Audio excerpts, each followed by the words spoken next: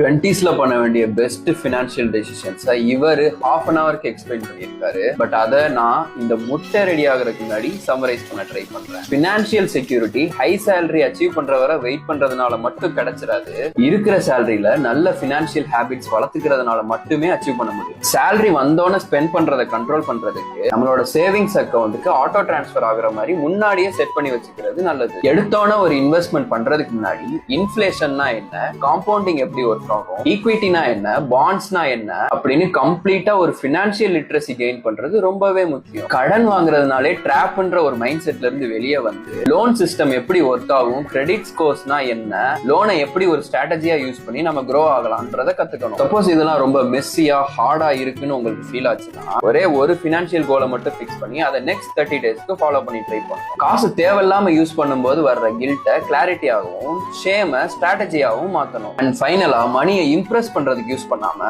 Invest பண்றது எப்படின்னு கத்துக்கணும்.